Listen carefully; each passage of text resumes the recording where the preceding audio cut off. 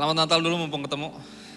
Ya, thank you selalu ada dipercaya diambil bagian di seri-seri khotbah yang ketika saya ini selalu memberkati saya. Dari judulnya pun, dari saya mempersiapkan ini pun juga udah sangat memberkati saya. Saudara bicara tentang kerajaan sorga yang hadir di hidup kita, itu seperti apa. Dan saya sebagai yang membuka seri ini gitu, karena biasa minggu pertama harusnya kan gembala ya. Tapi karena saya bisa di minggu pertama, kayaknya beliau memutuskan untuk membiarkan saya untuk ada di sini, saudara. Mudah-mudahan waktu kita berguna, waktu kita bisa membantu. Salah satu misteri buat saya adalah bukan hanya ketika Tuhan memutuskan jadi manusia dalam diri Yesus, firman Tuhan jadi manusia, tapi ketika dia jadi manusia, Yesus berdoa. Ya, saudara pernah berpikir gak sih, apa sih yang dia doain? Kan gitu. Dia kan Bapa itu satu, kenapa dia sampai perlu berdoa? Kadang kita pun masih ada aja yang dengan gesreknya berpikir, ngapain sih gue mesti doa, kok Tuhan udah tahu semua.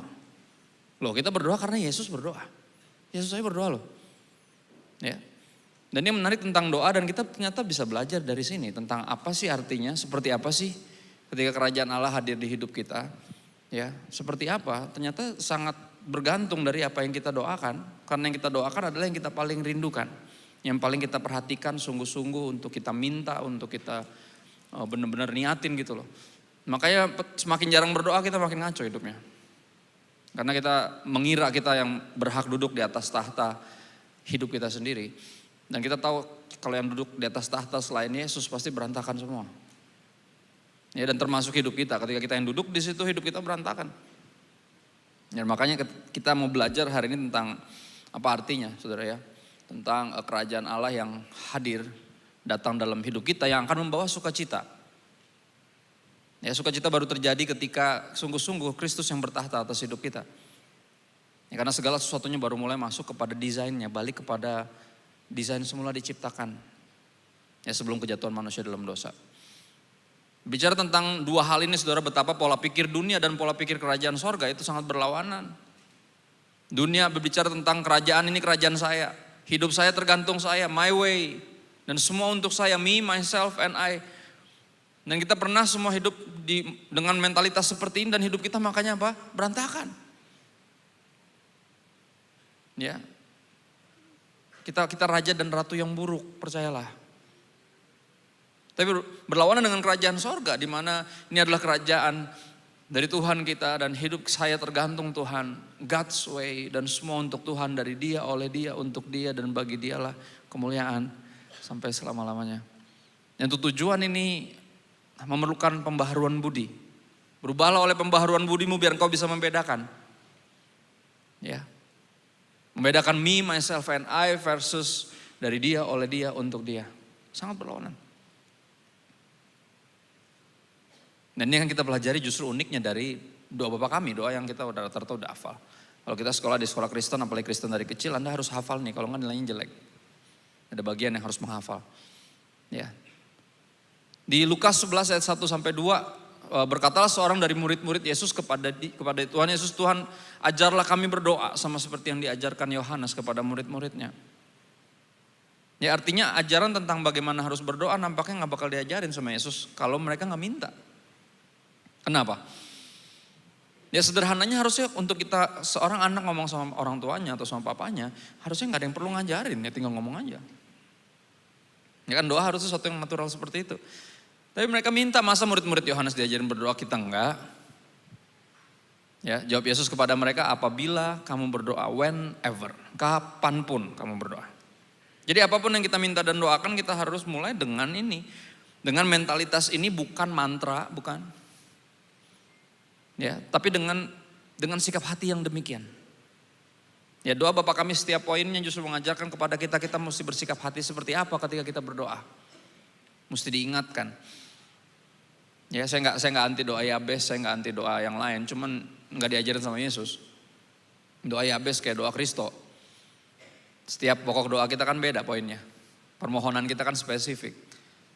Ya, saudara kalau pengen gila-gilain doa Yabes, ya udah silakan hidupmu menderita lah kayak Yabes. Enggak, doa Bapa kami yang diajarin, bukan yang lain. Jadi jangan gagal fokus. Nah, setiap kita punya pergumulan pribadi yang kita bisa minta kepada Tuhan. Yabes punya pergumulannya, Christopher punya pergumulannya. Ya, Pastor Jimmy punya pergumulannya, semua kita punya. Tapi semuanya harus berdoa apa? Seperti yang Yesus ajarkan. Whenever you pray, katakanlah seperti ini. Bapa kami yang di sorga. Dimulai dari poin pertama. Ini poin yang meyakinkan kita bahwa kita gak boleh hidup buat diri sendiri. Karena dia bukan cuma Bapak saya, tapi Bapak kami. Dia cuma bukan Bapak lu doang, dia Bapak yang lain juga. Permintaan kita, doa kita gak boleh egois berarti. Kita diingatkan. Ya, bukan cuma saya yang anaknya, tapi yang lainnya juga. Bapak kami yang di sorga. Dari awal from the get go kita disadarkan, ini bukan tentang kita. Tapi di satu sisi juga kita belajar tentang apa? Keagungan yang manis dari panggilan Bapa ini melepaskan kita dari segala kekhawatiran. Artinya kita bukan hanya umat yang punya Tuhan, tapi kita anak-anak yang punya Papa. Ya, Francis Chan mengatakan seperti ini, tidak ada kebenaran yang lebih menenangkan, membuat tenang daripada ini, kebenaran ini bahwa pribadi terkuat di alam semesta adores us as his own children. Ya, saya nggak bisa terjemahin kata adore karena kata adore itu memuja, nggak mungkin Tuhan memuja kita. Tapi kita ngerti maksudnya apa, artinya adores your children, menjaga, merawat, melindungi, mengasihi. Dan itu yang Tuhan lakukan terhadap kita. Artinya apa? Dari kalimat pertama aja kita diingetin untuk apa? Berdoa tanpa kekhawatiran. Kenapa? Dia Bapak kita. Dia di pihak kita. Kita ini anaknya. Makanya doa yang benar apa yang harus dari ucapan syukur, bukan dari kekhawatiran. Makanya kalimat pertama jangan dilewatin. Panggil dia panggil dia Bapa. Ya. Bapa, ku panggil engkau ya Bapa. Kaulah yang terindah dalam hidupku, lagu zaman dulunya Robert Lea. Ya, lagi dari kecil saya dengar. Berikutnya dikuduskanlah namamu. Ini permintaan pertama dari doa kita. Tentang apa ini? Ada dua di situ. Ya, atau sebagai yang paling utama, yang paling besar adalah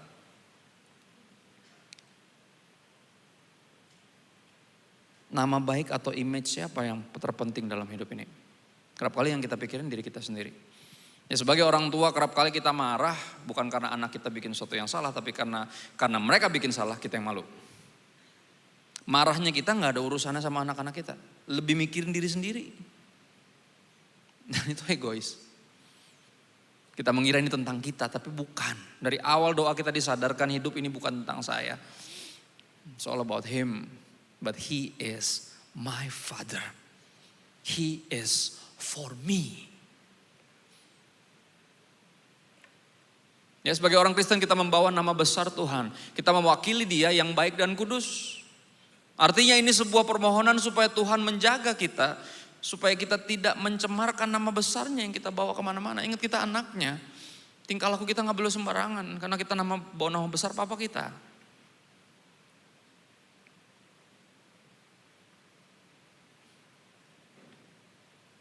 Make your name holy, help me. Bantu saya hidup sedemikian rupa. Untuk membantu orang lain menyadari bahwa Engkau itu kudus. Datanglah apa? Kerajaanmu berikutnya.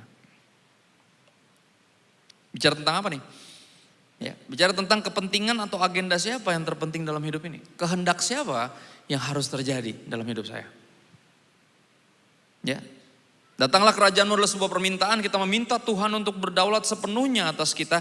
Hingga kita ingin mentaatinya dengan segenap hati dan juga sukacita, bukan terpaksa. Kenapa? Karena kerajaan bicara tentang siapa? Yang paling penting dari sebuah kerajaan bicara tentang rajanya. Makanya rajanya yang selalu diincar kan. Lagi main catur aja kan gitu, yang diincar siapa? Rajanya. Dalam hidup kita juga sama. Siapa rajanya? Apakah kita? Kerajaan siapa yang terpenting? Kehendak siapa yang harus terjadi? Kepentingan agenda siapa yang harus dilaksanakan? Cita-cita siapa yang harus tercapai? Itu bahasanya. Ya. Dan dalam menghidupi nilai inilah kita juga apa? menunjukkan kepada orang-orang lain, we show others what it practically looks like when Christ is king. Seperti apa sih ketika Kristus itu raja? Kayak apa sih orang yang rajanya itu Yesus? Sederhana, ketika dia bos, ya bekas orang susah, bos, dia nggak bosi. Lihat, bisa emang bos nggak bosi? Bisa. Ketika dia menyadari di atas dia masih ada raja di atas segala raja. Bahkan ketika mungkin dia memimpin negara yang bentuknya kerajaan dan dia raja terpilih, dia bertingkah bukan dia rajanya, dia itu hamba. Karena ada dia melayani raja di atas segala raja. Jadi kita sebagai orang Kristen gak usah khawatir siapapun pemimpin yang terpilih. Mau benar atau gak benar, gak ada urusan. Siapapun yang terpilih, siapapun rajanya, tetap Yesus rajanya. Siapapun presidennya tetap Yesus rajanya. Ya kita gak ngandelin manusia, kita udah kapok ngandelin manusia, udah sering kecewa. Jadi sekarang kita ngandelin Tuhan aja, kita berdoa, Tuhan bantu dia. Yang mampukan dia untuk memimpin dengan benar. Tapi kalau dia mengecewakan, kami mau hanya memandang kepada Tuhan. Namanya juga manusia kan gitu. Ya. Siapapun yang terpilih kita gak usah khawatir. Tetap siapa rajanya? Yesus. Dan akan terlihat dari tadi hidup yang gak bosi, kepala keluarga, bukan berarti CEO dari keluarga dan berhak menyuruh-nyuruh orang, bukan. Kita hamba, karena kita ada raja di atas segala raja di atas hidup kita, bukan kita yang paling atas. Dan itu yang terjadi ketika yang kita doakan adalah datanglah kerajaanmu. You're the king, not me. Bukan saya, bukan kehendak saya yang paling penting. Sehingga kita juga kayak nggak bertingkah ketika berkeluarga. Gue kepala keluarga, lu dengerin gue, nggak gitu, nggak gitu. Memimpin keluarga Kristen nggak seperti itu tingkah lakunya. Kepala keluarga Kristen nggak gitu tingkah lakunya.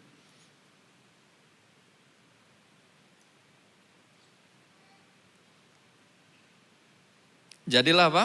Kehendakmu, karena kepentingan dan agenda Tuhan yang paling penting di hidup kita. Ini yang kita minta, kita berdoa, jadilah kehendakmu di bumi seperti di sorga.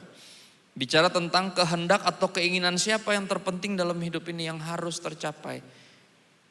Kehendak siapa, keinginan siapa. Saudara, C.S. Lewis mengatakan, dia bilang seperti ini, akan ada pilihan dalam hidup ini antara kita yang berkata, Anda yang berkata kepada Tuhan, jadilah kehendakmu. Atau Tuhan yang berkata kepada kita, jadilah kehendakmu. Untuk bahasa gampangnya, terserah. Lo mau apa? Oh terserah, silakan. Ya kan di Roma 1 kan dibilang gitu. Karena mereka menolak mengakui Tuhan dan menyembah Tuhan sebagai Tuhan, mereka menyembah berhala. Akhirnya Tuhan membiarkan mereka mendapatkan apa yang mereka mau, mengikuti hatinya yang ngaco. Laki-laki sama laki-laki, perempuan sama perempuan. Tuhan membiarkan, terserah, and that's bad news. Ya kita tahu dalam semua hubungan ketika ada kata terserah itu sebuah kata yang paling mengerikan, benar? Jadi kita makan apa nih Beb? Terserah. Kalau ada yang ngomong terserah tuh udah runyam tuh. Asli itu gak cuma gitu doang tuh kata-kata itu kata-kata paling tetot. Itu dia. Kata-kata paling ditakuti. Terserah tuh artinya bodoh amat. Lu mau ngapain? Terserah. Percayalah, kita gak pengen Tuhan ngomong gitu. Mendingan kita yang ngomong gitu sama Tuhan. Suka-sukamu Tuhan. Mendingan kita yang ngomong gitu. Daripada dia yang bilang suka-suka lu deh. Kenapa? Kalau dia yang bilang suka-suka kita, neraka yang kita dapat. Karena neraka adalah kehendak bebas. Hell is free will. But heaven is God's will. Sorga itu kehendak Tuhan. Jadi kehendak mana yang mau kita pilih? Ya. Kita menundukkan kehendak bebas kita di bawah kehendak Tuhan. Just like Jesus. Apa yang Yesus bilang? Makananku, rezekiku. Sukses bagi saya, keberhasilan bagi saya adalah apa? Melakukan kehendak Dia yang mengutus saya dan menyelesaikan pekerjaannya. Yesus. Dan kita pengikut Yesus katanya. Tapi masih terlalu sering memaksakan kehendak sendiri. Bahkan dalam berdoa puasa, kita memaksakan kehendak pribadi. Tuhan kalau gue maunya sama dia. Pokoknya kalau gak sama dia gue gak mau makan. Doa puasa bukan demo mogok makan. Bukan untuk memaksakan kehendak sendiri, itu tujuan demo. Enggak. Doa puasa itu untuk mencari kehendak Tuhan. Kenapa jadi salah kaprah sih? Pastor, saya lagi dekat sama cewek nih. Saya udah sampai bawa ke doa puasa sih. Buat apa doa puasa? Emang ceweknya ada berapa? Cuman satu ya, terus buat apa doa puasa? Biar di ACC gitu sama Tuhan. Duh kasihan anak nggak makan, termati dia. Yaudah ya boleh deh, boleh. Enggak gitu. Enggak. Kalau ada pilihan baru kita doa puasa. Tanya Tuhan yang mana Tuhan? Tapi saya tidak selaku itu Pak, ya makanya gak usah doa puasa. Cuma satu pilihannya doa puasa. Lu gak kasih Tuhan pilihan, lu kasih Tuhan permintaan. Gue maunya ini, gak mau tahu. Kalau gue gak mau makan nih. Lihat gak? Jauh banget kita dari yang kebenaran tuh. Ini kerjaan cuma satu, gak usah doa puasain. Kerjain. Kecuali ada pilihan baru. Yang ini gaji lebih gede. Tapi yang ini gak libur kalau hari Minggu. Mesti kerja. Yang ini gajinya cuma setengahnya tapi hari Minggu bukan libur, bisa ibadah kan gitu. Idenya bukan libur, ibadah. Ini saudara kalau Anda kerja gak bisa ibadah itu namanya bukan kerja, dikerjain. Itu namanya perbudakan, saudara ingat gak? Ketika Musa bilang sama Firaun, teman main gundunya kan dari kecil kan. Bro, izinkanlah bangsa gue sebentar ke padang gurun, kita mau ibadah bentar kepada Tuhan, nanti balik lagi. Gak ada, kata dia. Lihat gak? Ketika Anda sampai kerja terus gak bisa ibadah, itu udah perbudakan, itu namanya bukan kerja. Ya, jangan sampai kita memilih yang salah, dan makanya ketika pilihannya kan bingung ya. Ini gaji 2 kalinya tapi gak bisa gereja. Yang ini gaji cuma setengah tapi kita perlu. Berdoa puasa, tanya kehendak Tuhan tuh yang mana yang mesti gue pilih. Itu baru kalau udah pilihan baru kita menghargai dia. Kalau gak kita lagi maksain kehendak kita sendiri. Ya. Berikutnya masuk kepada permintaan di sini, permintaan yang buat kita. Tadi kan semuanya fokusnya ke sorga, tapi percayalah bahkan di permintaan yang buat kita fokusnya masih sorga. Karena it's all about him, dari dia, oleh dia, untuk dia dan bagi dia. Berikanlah kami pada hari ini makanan kami yang secukupnya. Terjemahan lama bilang berikan kami pada hari ini rezeki yang secukupnya. Sesuatu yang kita perlukan dalam hidup ini. Ya, uang bukan segalanya, setuju, tapi segalanya perlu uang kan gitu. Gak bisa dipungkiri. Tapi di dalam permintaan ini pun kita harus mengingat saudara, apa yang iblis cobai Yesus dengannya. Ini. Ya 40 hari dia berpuasa, masa puasanya udah selesai, setan baru datang. Kalau engkau anak Allah, ubah batu ini jadi roti. Lihat, satu iblis terlambat ya kan. Orang udah saatnya berbuka untuk padang gurun dan sekitarnya. Ya kan? Udah gak puasa. Udah boleh makan berarti, benar gak? Tapi kenapa dia datang ketika udah boleh makan? Kan itu bukan godaan lagi Pak. Enggak, godaan di sini adalah untuk apa? Untuk mengira apa yang baik itu yang terutama dalam hidup. Saudara kerja itu baik. Tapi ketika kerja jadi berhala itu problem. Roti juga sama. Ingat Yesus gak makan 40 hari. Pasti lapar gak? Pasti. Setan datang, kalau lu anak Allah ubah batu ini jadi roti. Jawaban Yesus menarik. Jawaban dia bilang apa? Manusia gak hidup dari roti saja. Tapi dari setiap firman yang keluar dari mulut Allah. Apa maksudnya? Artinya apa? Walaupun udah waktunya udah boleh makan. Dan gue bisa ubah batu ini jadi roti. Gak usah dibatu, lu aja gue jadiin roti bisa kok. Tapi sebelum ada instruksi dari atas. Saya gak akan makan. Karena bukan makanan ini yang paling penting dalam hidup saya. Tapi perkataannya. Instruksinya. Firmannya. Arahannya. Ini bukan tentang udah boleh. Ini bukan tentang apa yang saya bisa.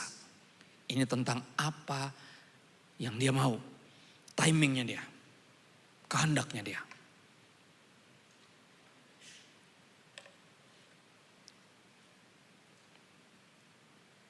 Siapa dan apa yang paling kita perlu di dalam hidup ini. Saudara di Amsal 30 ayat 8-9 ada seorang bernama Agur bin Yake. Nggak pernah tahu siapa itu, misterius. Di Alkitab cuma muncul sekali ini aja.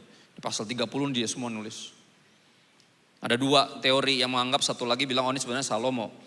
Cuma pakai nama lain kan gitu. Ya kita suka pakai nama lain kan. Namanya siapa? Oh kalau di sekolah tapi dipanggilnya ini. Hah? Gak nyambung amat, nah itu dia. Ada satu lagi menganggap bahwa dia sebenarnya orang dari bangsa lain yang hikmatnya dipelajari dan diserap oleh Salomo. Apapun itu, apa yang dia katakan di sini menarik. Dia bilang gini, jauhkanlah daripadaku kecurangan dan kebohongan. Jangan berikan kepadaku kemiskinan atau kekayaan. Saudara, yang depan jangan berikan kepadaku kemiskinan ya wajar. Cuman kalau jangan berikan kepadaku kekayaan itu gak wajar. Orang mana yang orang mana yang tidak ingin kaya? Manusia mana? Saya juga sempat pengen kaya. Ya ternyata itu problem pas saya baca di Alkitab. Karena ingin kaya, karena mengejar uang lah, berapa orang menyimpang dari iman. Saya kaget tuh. Nah, itu masalahnya ada di sini. Dia bilang apa? Janganlah berikan kepada saya kemiskinan atau kekayaan. Kenapa dia berdoa gini? Karena gini, biarkanlah aku menikmati makanan yang jadi bagianku. Artinya apa? Yang secukupnya. Kenapa dia berdoa gitu? Supaya kalau aku kenyang, aku tidak menyangkalmu dan berkata, siapa Tuhan itu? Jangan sampai gue kelebihan, ya, dan jadi sombong dan bilang siapa Tuhan? Ini mau kerja keras gue, lihat. Enggak, gue gak pengen kaya. Karena itu yang terjadi kalau gue kaya. Lupa Tuhan. Mengandalkan kekayaan sesuatu yang gak bisa diandalkan. Ya. Tapi juga apa? Jangan berikan saya kemiskinan. Kenapa? Karena kalau aku miskin, aku sampai harus mencuri dan apa? Mencemarkan siapa? Nama siapa? Nama Allah. Aku lihat fokusnya bahkan ketika meminta. Kita bicara masih tentang kemuliaan namanya. Tuhan, izinkan saya buka pintu rezeki, izinkan saya bisa dapat kerjaan yang baik. Sehingga saya bisa bertanggung jawab kepada keluarga saya. Sehingga saya gak harus mempermalukan namamu sebagai seorang hamba Tuhan yang gak bisa menafkahi keluarganya sendiri. Apa namamu yang nanti dipermalukan. Mampukan saya dapat kerjaan yang baik dan bertanggung jawab dalam kerjaan itu. Gak usah yang lebih-lebih, gak usah yang berlebihan yang kaya. Enggak, saya gak perlu, saya cuma perlu secukupnya. Dan doa ini bicara tentang apa? Kita pengen selamanya terus bergantung sama Tuhan. Jadi seperti hari ini saya berdoa untuk yang secukupnya, membuat saya besok harus berdoa lagi. Untuk yang secukupnya buat hari itu. Ya, saya mau terus dalam keadaan mengandalkan Tuhan. Jadi jangan biarkan saya berkelimpahan sampai ngerasa gak perlu Tuhan. Atau kekurangan sampai harus mencuri. Sehingga mempermalukan Tuhan. Lihat. Bahkan dalam permintaan ini, siapa yang terpenting? Masih Tuhan. The King. Right? Siapa yang paling penting dan kita perlu dalam hidup ini? Tuhan. Berikutnya, ampunilah kami akan kesalahan kami seperti kami juga mengampuni orang yang bersalah kepada kami. Bicara tentang apa? Masih tentang siapa rajanya, karena sang raja juga adalah hakim. Siapa yang berhak menghakimi? Ya artinya secara gampang tuh gini, Tuhan ampunilah saya sebesar saya ngampunin orang lain. Ya kita pengen Tuhan mengampuni kita sejauh timur dari barat, engkau membuang dosaku, tiada kau ingat lagi, tiada kau perhitungkan. Tapi kalau kita ngampunin orang lain, awas loh ya, sekali lagi awas loh. Ya kan, itu kita kan. 2 kali, macam-macam loh, sorry gue gak bakal, ini udah 2 kali, awas satu lagi. 3 kali lo dapat piring cantik, gue lempar ke muka lo, kan gitu. Itu kita ngampunin orang tuh gitu. Artinya kalau kita ngampunin orang kayak gitu, kita bilang sama Tuhan, Tuhan ampuni saya seperti tadi. Pernah ada yang menyadari gak permintaan ini berbahaya sekali? Tapi kita cuma asal ngomong karena hafal. Dan perlakukannya kayak mantra, no. Serapi tiap poinnya. Sadari siapa rajanya, siapa yang paling penting, siapa hakimnya, siapa yang paling benar. Bukan saya, Tuhan. Berikutnya, janganlah membawa kami ke dalam pencobaan, tapi lepaskanlah kami daripada yang jahat. Apa artinya ini? Doa tolak bala? Kita doain mesinnya, doain mobilnya, doain perjalanannya. Kita usir roh macet misalnya. Usir roh macet, ada doa kayak gitu. Siapa yang patahkan roh macet? Enggak. Yang mesti lu patahkan adalah roh menunda-nunda. Berangkat lebih awal, jangan ditunda-tunda. Roh malas bangkit dari tidur, nah itu roh itu yang mesti lu tengking. Bukan roh macet, gak ada roh macet. Kalau ada mesti ditengking. Bandung memerlukan menengking roh macet. Gak ada itu. Tapi itu kita aneh-aneh kalau doa tuh. Nah akhirnya apa, kita memperlakukan Tuhan tuh cuma semacam kayak yang, pokoknya kita nolak balak deh, sesuatu yang buruk-buruk kita tolak semua. Jadi ketika ada yang terjadi kita salahin Tuhan. Tuhan kok yang ini lewat? Kan gue udah bilang. Lu bilang apa? Lihat kita berdoa kayak kita Tuhannya. Kita nyuruh-nyuruh Tuhan. Ketika ada yang lewat seolah kayak Tuhan kok ini kelewat, Tuhan kok ini nyelip nih. Kan kita udah tolak semua dalam nama Yesus. Kan gitu. Enggak, ini bukan itu saudara. Saudara, kita ke 1 Petrus 2 ayat 24 sampai 25. Anda yang buka sendiri, nggak usah ngeliatin layar terus atau ngeliatin muka saya. Apa Anda masih penasaran ini pendeta atau bukan sih? Kan gitu. Nggak kayak pendeta mukanya. Ya. 1 Petrus 2 ayat 24 sampai 25. Saudara, saya akan yakinkan kita ini bukan tentang sekedar doa tolak bala. Ini jauh lebih tinggi dari itu. 1 Petrus 2 ayat 24 sampai 25 dikatakan apa? Udah nyampe atau belum? Ia sendiri telah memikul dosa kita di dalam tubuhnya di kayu salib. Supaya kita yang telah mati terhadap dosa hidup untuk apa? Kebenaran, oleh bilur-bilurnya kamu telah sembuh. Ini gak bicara tentang doang tentang penyakit fisik untuk disembuhkan. Tapi kita selalu mengkerdilkan ini sekedar itu. Padahal penyakit kita yang paling parah adalah apa? Kesesatan. Ayat 25, sebab dahulu kamu sesat seperti domba. Tapi sekarang kamu telah kembali kepada gembala dan pemelihara jiwamu. Karena siapa? Karena Yesus. Doanya bilang apa? Jangan bawa kami ke dalam pencobaan. Versi doa Bapak kami bahasa Manado. Karena kami bisa masuk sendiri. Nggak usah dibawa-bawa, bisa masuk sendiri. Tapi bisa masuk, nggak bisa keluar. Ya, bisa terikat, nggak bisa lepas. Makanya apa? Lepaskanlah kami. Keluarkan kami, selamatkan kami dari kesesatan. Ini bukan sekedar doa tolak bala. Ini doa memohon belas kasihan Tuhan untuk menyelamatkan kita. Hosana. Apa arti Hosana? Save our soul now. Selamatkan jiwa saya sekarang. Deliver us from evil.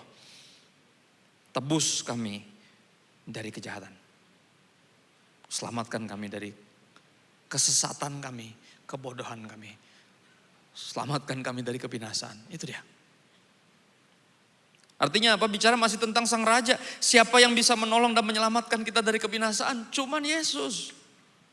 Tanpa Yesus semua kita tersesat. Bahkan yang beragama Kristen sekalipun. Karena agama Kristen gak bisa nyelamatin. Yesus Sang Juru Selamat yang bisa nyelamatin. Kita bisa beragama Kristen bahkan pelayanan tapi buat diri kita sendiri. The kingdom of God belum datang dalam hidup kita. Kita bahkan manfaatin Tuhan, nyuruh-nyuruh Tuhan. Lihat, udah jalannya udah benar tapi masih tersesat di jalan yang benar. Bisa. Ini jangan lupa yang paling menentang Yesus pada saat itu justru alim ulama. Yang tahu ayat, ahli. Kok bisa ya? Ya sekali lagi makanya jangan berpikir udah aman yang penting gue udah gereja. No. Apakah kerajaannya udah hadir di hidupmu? Apakah udah sungguh-sungguh dia jadi raja atas hidupmu? Engkau menyingkir dari tahta hatimu dan biarkan dia bertahta di situ. Pertanyaan yang harus dijawab masing-masing. Ya. Karena engkaulah yang punya kerajaan dan kuasa dan kemuliaan sampai selama-lamanya. Bicara tentang apa? Semuanya ini tentang siapa sih? Kehidupan ini. Ya, engkau punya apa? Kerajaan, kuasa, kemuliaan sampai selamanya is all about you. Darimu, olehmu, untukmu. Dan bagimu lah kemuliaan sampai selama-lamanya. Saudara, saya mengulang kata-kata ini sering tapi saya akan ulang terus. Karena banyak dari kita yang berusaha, mesti diyakinkan bahwa mengikuti kehendak Tuhan, membiarkan dia bertahta atas hidup kita itu yang terbaik. Banyak dari kita yang mengira jalan kita yang paling benar. Skenario kita yang terbaik. Padahal enggak. Ini saya belajar dari kehidupan Yunus. Saudara, saya lari dari panggilan Tuhan cukup lama. Tuhan udah panggil saya untuk jadi hamba Tuhan dari awal. Dari 4 anak yang lahir dari rahim ibu saya, cuman saya yang diserahkan sebagai anak Nazar, bukan penyanyi dangdut kan. Nazar itu artinya kalau mereka bilang kalau kami diizinkan punya anak, anak ini akan jadi hamba Tuhan, jadi pendeta. Karena mama saya kista parah, gak bisa punya anak. 3 dokter ahli bilang mereka gak bakal bisa punya anak. Dan mereka tetap menikah karena papa bilang kita bisa angkat anak, tapi kalau Tuhan bisa kasih, gak ada yang bisa tahan, dia bilang. Akhirnya apa?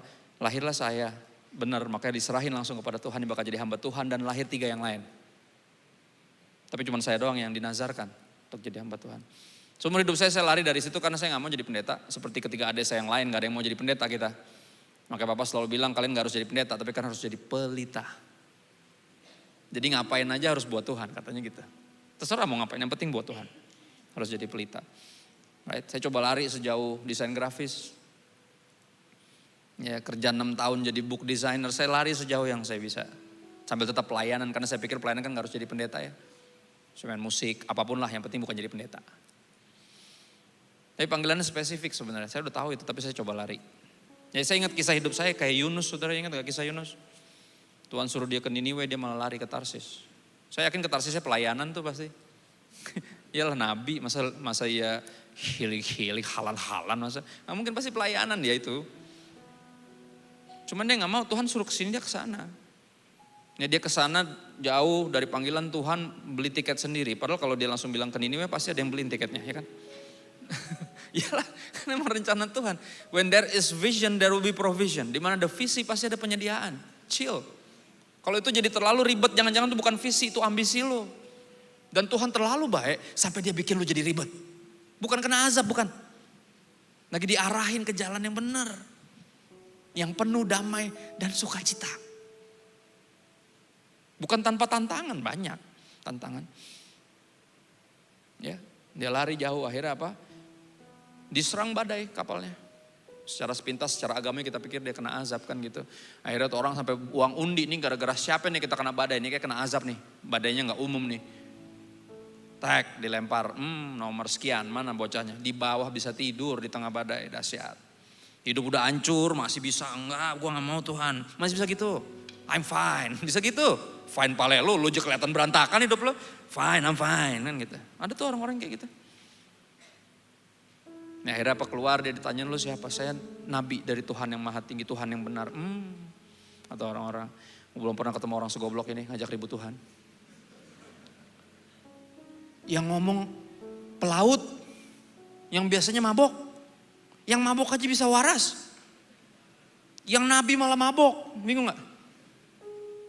Dipenuhi apa? Kalau Anda pernah nonton VCD tentang Yunus, Yunus tuh ternyata dipenuhi kepahitan. Orang tuanya dibunuh sama orang-orang Niniwe. Makanya dia gak mau kesana, enggak. Kalau Tuhan suruh gue kesana pasti Tuhan akan nyelamatin mereka. Gue gak sudi mereka diselamatin, enggak. Cari yang lain kalau mau nyelamatin mereka, gue gak mau ikutan. Enak aja. Gue pengen ada hujan api dan belerang dari langit. Menghancurkan mereka. Karena pembalasan dari Tuhan, biar Tuhan yang balas. Itu doa yang mengerikan saudara. Doa yang sangat tidak Kristen. Tapi Daud berdoa kayak gitu Pak. Daud juga ngambil istri orang, ayo. Jangan gitu deh. Kita udah punya Yesus, gak usah ribet-ribetin sampai ke Daud-Daud. Baca Daud dari kacamata Yesus. Jangan yang geblek-gebleknya diambil. Itu papanya Yusuf, istrinya 2. Nah ya kan udah mulai ngaco tuh baca Alkitab itu. Jangan gitu bacanya. Mereka tuh orang-orang biasa, orang-orang berdosa sama kayak kita. Ya, tapi Yesus berbeda. Nah akhirnya dia keluar, dia bilang yaudah ini salah gue deh. Ya gue. Akhirnya dia loncat. Ke tengah badai harusnya mati, pasti harusnya itu badai lagi parah sekali nyebung, itu pasti mati nyembur. Puji Tuhan dia dapat voucher menginap 3 hari 2 malam di perut ikan. Karena Tuhan sayang dimakan ikan, Dibawa sejauh apa? 3 hari, kenapa? Karena sejauh itu dia lari. Dilepeh di pantai. Bayangin tuh. Nyampe di pantai, dia langsung ketemu orang-orang Niniwe, dia langsung khotbah yang sangat tidak berpengharapan dan sangat sinis. Ya, Tuhan akan menghukum kalian. Mari kita berdoa. Itu doanya. Khotbahnya udah gitu dong. Surprisingly semuanya bertobat. Gak ada bertobat maka lo diselamatin. Gak ada gitu-gitu. Pokoknya Tuhan bakal hukum lo. Mari kita berdoa. Bertobat semua. Semuanya bertobat dan dia bete. Ya kan dia nungguin dibikin kayak pangkalan ojek pakai spanduk caleg ya kan. Mana nih kapan nih ujung api belerang dari langit? Kagak. Malah pada bertobat satu-satu. Ya. Saudara kisah ini ngajarin apa sih? Ini bukan tentang kita. Bukan tentang kita dan dendam dan kepahitan yang kita rasakan. Pembuktian diri, keberhasilan, nama baik. It's all about Jesus. Keselamatan itu yang dimuliakan adalah juru selamatnya. Bahkan bukan hamba-hamba Tuhan. No. Apa yang saya belajar dari kisah Yunus sederhana. Ikut Tuhan ada harganya, tapi lari dari dia harganya lebih mahal. Kenapa? Karena kita menyia-nyiakan hidup kita. Dan hari ini saya sederhana mengundang. Enggak memaksa, Tuhan gak pernah maksa kita. Ada pilihan kehendak Tuhan atau kehendakmu sendiri. Ada satu tahta di hatimu, siapa yang kau biarkan duduk di situ? Kalau saya udah terlalu lama saya duduk di situ. Dan hidup saya berantakan. Ya, dan di tahun 2008 saya memutuskan untuk menyingkir dari tahta dan biarkan sang raja. Please duduk di tahta yang udah hancur ini gara-gara saya. Dan dia masih mau. Natal selalu bicara itu kan. Mau-maunya dia lahir di kandang sang raja. Hati kita udah kayak kandang itu. Palungan yang gak ada yang tahu. Tapi palungan sekarang bisa ada di mall. Mau tahu kenapa? Karena Yesus lahir di situ. Salib yang adalah bentuk penghukuman jadi logo yang paling powerful. Mau tahu kenapa? Karena Yesus disalib di situ. Dan Anda dan saya debu tanah bisa berharga kenapa? Karena Yesus tergantung di sana untuk menebus debu dan tanah ini. Ayo, biarin dia yang bertahta. Let thy kingdom come in our life. Dan kita akan lihat apa yang terjadi di rumah tangga kita. Kalau bukan kita rajanya. Kalau bukan kita ratunya. Kita akan lihat apa yang terjadi di pelayanan kita kalau bukan kita rajanya. Bukan kita CEO-nya tapi Yesus. Di kerjaan kita. Di semua hubungan yang lain. Kita akan lihat apa yang terjadi kalau bukan kita yang duduk di tahta itu. Tapi Yesus. Kalau enggak diomongin juga percuma. Dicobain, mesti dicobain. Berapa dari kita udah terlalu banyak nih pengetahuan. Udah tahu Pak, ya udah tahu. Bikin dong. Udah tahu nanya, udah tahu taat bukan nanya. Kan kita gitu kan, suka gitu kan? Ya. Dan sekali lagi ini respon Anda masing-masing kepada Tuhan. Kita berdoa sebentar yuk. Kami bersyukur buat hari ini. Kau kembali mengingatkan kami. Bukan secara gaslighting kau mengingatkan siapa rajanya dan kau suruh kami menyingkir dengan paksa. No, kau menyadarkan kami jika kami merindukan kedamaian. Biar sang raja damai itu yang bertahta di hati kami. Bantu kami untuk melihat jika Engkau adalah yang baik, berarti kehendak-Mu adalah yang terbaik. Jika Engkau adalah yang terbaik, berarti rencana-Mu adalah yang terbaik. Ketetapan-Mu adalah yang terbaik. Dan bantu kami melihat itu Roh Kudus. Melampaui semua ambisi kami, dendam kami, kepahitan kami, kebencian kami, keserakahan kami. Mampukan kami melihat melampaui semua itu. Dan biarkan Engkau duduk di tahta-Mu. Dan menjadikan kami bagian dari kerajaan-Mu. Ini permohonan kami Roh Kudus. Kami minta kepadamu Bapa dalam nama Yesus. Amin.